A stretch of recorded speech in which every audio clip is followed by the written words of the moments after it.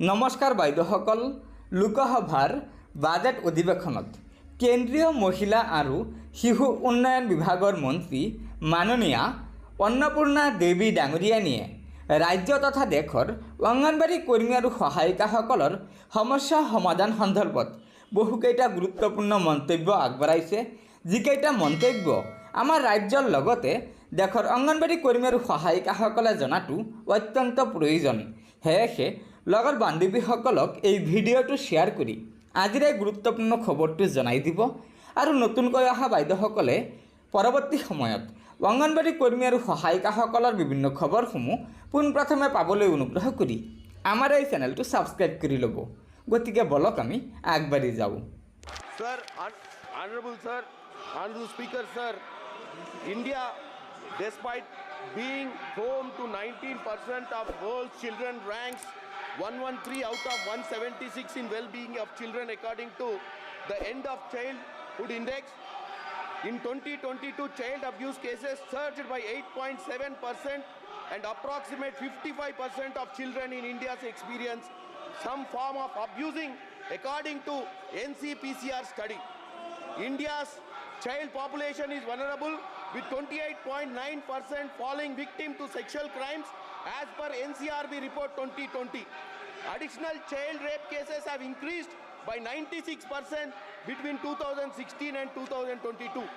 As per CRY analysis of NCRB data, also India accounts for strategic 40% of global child marriages according to the National Family Health Survey. Speaker sir, I would like to ask Honorable Minister for steps taken by the government to bring India among the best 50 performing countries in child well-being index with a timeline for the completion of the same.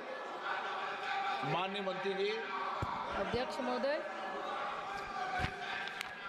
Mission वात्सल्य के माध्यम से माननीय प्रधानमंत्री जी के कुशल नेतृत्व में हमारी सरकार द्वारा शुरू की गई मिशन वात्सल्य योजना का उद्देश्य भारत के हर बच्चे के लिए एक स्वस्थ एवं खुशहाल बचपन सुनिश्चित करना है।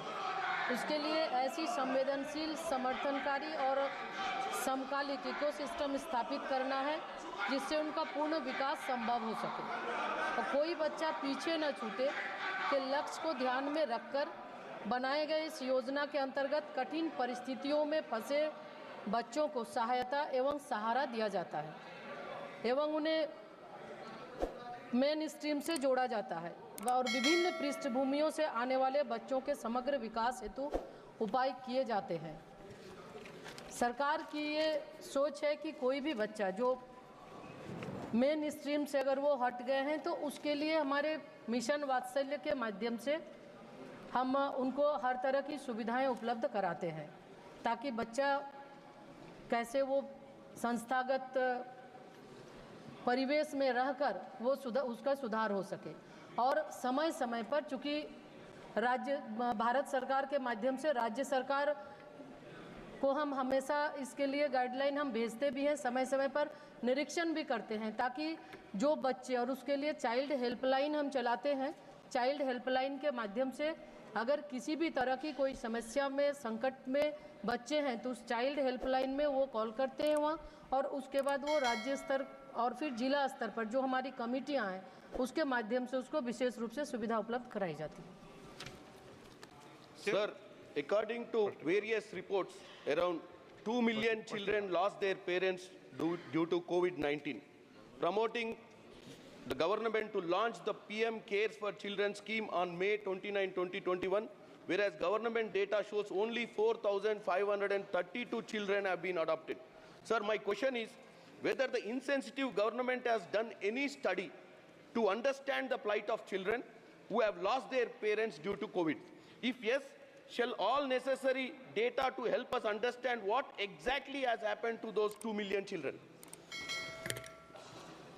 अध्यक्ष महोदय, मैं आपके माध्यम से माननीय सदस्य को ये बताना चाहती हूँ कि पीएम केयर योजना जो कोविड से मरने वाले माता पिता के बच्चे को ये सुविधा दी जा रही थी और इसके लिए एक सटीक एक टाइम था 29 मई 2021 से लेके 11 मार्च 2020 से शुरू होकर ये 23 तक था और इसमें जिला स्तर पर डीएम और डिस्ट्रिक्ट मजिस्ट्रेट के नेतृत्व में कमेटी बनी है, वहाँ पे वो अप्लाई करते हैं और जो बच्चे जिनके माता पिता कोविड से जिनकी मृत्यु हुई है वैसे बच्चों की पहचान कर उनको ये दी जाती है।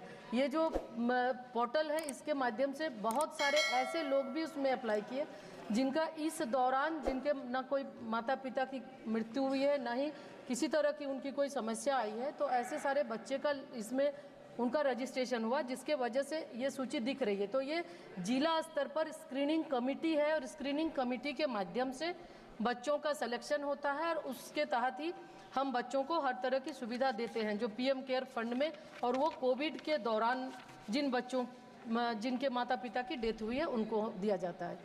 तो जो उस कैरेक्टेरिया में जो आए हैं उनको हम लोगों ने हर तरह की सुविधा मुहैया करा रहे हैं। सुश्री जून मलिया। Thank you, sir. My question to the Honorable Minister of Women and Child Development through you is, there are lots of children with special needs in different childcare, madam, in different childcare institution. Is there any specific plans for these children, especially having severe special need? Thank you.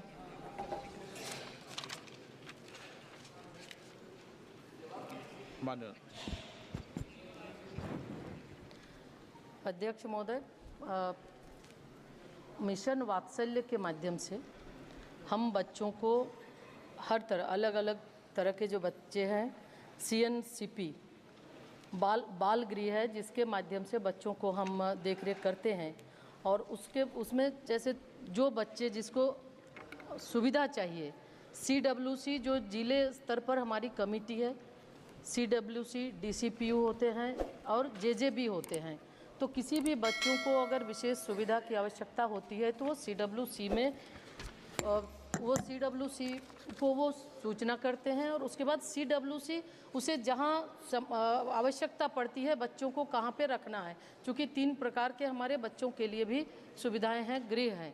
तो बच्चों को या तो फिर कहीं institutional care के लिए बच्चों को रखना है या स्पेशल नीड के बच्चे हैं तो उनके लिए तो हर तरह की सुविधाएं बनी है और CWC इसको देखती है। CWC उसी अकॉर्डिंग बच्चों को उस स्थान पे सुरक्षित स्थान पे भेजती भी है। আনহাতে অঙ্গনবাড়ী কর্মী আৰু সহায়িকাসকলে দৰমহা বৃদ্ধিৰ দাবীৰে প্ৰতিবাদ কৰা সত্ত্বেও কেন্দ্ৰীয় চৰকাৰে কেন্দ্ৰীয় বাজেটত অঙ্গনবাড়ী কর্মী আৰু সহায়িকাসকলৰ দৰমহা বৃদ্ধিৰ ওপৰত কোনো ঘোষণাও কৰা নাই, আনহাতে কোনো সিদ্ধান্তও গ্ৰহণ কৰা নাই, যাৰ ফলস্বৰূপে all India federation of Anganwadi workers and হেল্পাৰ্ছে কেন্দ্ৰীয় চৰকাৰৰ এই বাজেটৰ প্ৰতিলিপি দাহ কৰিছে আৰু সমগ্ৰ ভাৰততে অঙ্গনবাড়ী কর্মী আৰু সহায়িকাসকলে জুইৰ উদ্গিৰণ ঘটাইছে। কিয়নো অঙ্গনবাড়ী কর্মী আৰু সহায়িকাসকলে বহুদিন ধৰি প্ৰতিবাদ কৰি আহিছে যে তেওঁলোকৰ দৰমহা বৃদ্ধি কৰিব লাগে, কিন্তু অঙ্গনবাড়ী কর্মী আৰু সহায়িকাসকলৰ এই প্ৰতিবাদৰ প্ৰতি কেন্দ্ৰীয় চৰকাৰে কোনো গুৰুত্ব দিয়া নাই আৰু শেহতীয়াকৈ বাজেটতো অঙ্গনবাড়ী কর্মী আৰু সহায়িকাসকলৰ স্বাৰ্থত কোনো ঘোষণা কৰা নাই কেন্দ্ৰীয় চৰকাৰে, যাৰ ফলস্বৰূপে বৰ্তমান সময়ত সমগ্ৰ দেশতে অঙ্গনবাড়ী কর্মী আৰু সহায়িকাসকলে আন্দোলন অব্যাহত ৰাখিছে। গতিকে বাইদেউসকল, আগন্তুক সময়ত আমাৰ বাবে লক্ষণীয় হ'ব যে কেন্দ্ৰীয় চৰকাৰে অঙ্গনবাড়ী কর্মী আৰু সহায়িকাসকলৰ দৰমহা বৃদ্ধিকে ধৰি অন্যান্য যিসমূহ দাবী আছে সেই দাবীসমূহ পূৰণ কৰাৰ ওপৰত কি সিদ্ধান্ত গ্ৰহণ কৰে।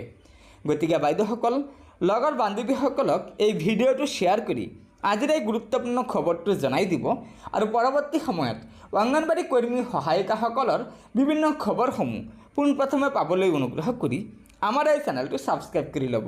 ধন্যবাদ।